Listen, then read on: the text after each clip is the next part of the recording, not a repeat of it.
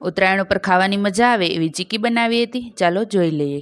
ચીકી બનાવવા માટે મેં સિંગદાણા લઈ એને શેકી લીધા હતા અને આવી રીતે એના ફોતરા ઉતારી લીધા. ઉપરના ફોતરા ઉતરી ગયા છે તો ચાલો હવે ચીકી બનાવવાનું શરૂ કરીએ.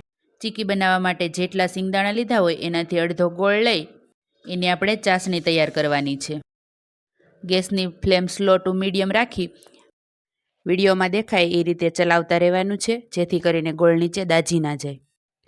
ગોળનો કલર સાવ બ્રાઉન ના થાય ત્યાં સુધી આપણે એને ચલાવતા રહેવાનું છે. ચાસણી તૈયાર થઈ ગઈ છે ખબર ના પડે તો આ રીતે પાણીમાં નાખી અને ચેક કરી શકાય છે. પાણીમાં ગોળ નાખી 2 સેકન્ડ માટે રહેવા દઈ પછી આપણે તોડવાની છે. જો આ રીતે સરસ રીતે તૂટી જાય તો આપણી ચાસણી તૈયાર. હવે આપણે ગેસને બંધ કરી અને સિંગદાણા એમાં ઉમેરી દઈએ. ચાસણી શેક કરતી વખતે આપણે યાદ રાખવાનું છે કે ગેસની ફ્લેમ સાવ લો રાખવાની છે. ગોળમાં સિંગદાણા ઉમેરાઈ ગયા છે તો હવે હું એમાં થોડું ટોપરું પણ નાખું છું. જો તમને પસંદ ના હોય તો સ્કીપ પણ કરી શકો છો. હવે બંને વસ્તુ આપણે ગોળમાં સરખી રીતે મિક્સ કરી લઈએ. બધું મિક્સ થઈ ગયું છે તો પ્લેટફોર્મને સરખી રીતે સાફ કરી એના ઉપર તેલ લગાવી અને બધું મિશ્રણ એની ઉપર નાખી દેવાનું છે. સહેજ પાણીવાળો હાથ કરી અને આપણે એને પહેલાં હાથની મદદથી થોડું પાથરી દેવાનું છે. હવે હું એને વેલણની મદદથી સરખી રીતે વણતા જઈ અને થોડું પતલું કરી લઈશ.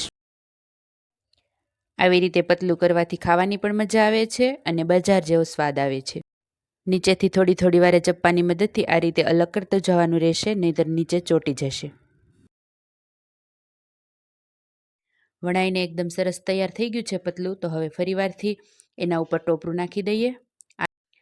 આ રીતે સિંગદાણાની જોડે ટોપરું નાખવાથી ખૂબ સરસ સ્વાદ આવે છે. એકવાર તમે જરૂરથી ટ્રાય કરજો, ખાવાની ખૂબ મજા આવશે.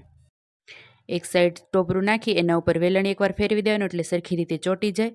હવે એને પલટાવી અને બીજી સાઈડ પણ આપણે ટોપરું નાખી એકવાર વેલણ ફેરવી દઈએ. તો તૈયાર છે એકદમ ક્રિસ્પી અને બજાર જેવી આપણી સિંગની ચીક્કી.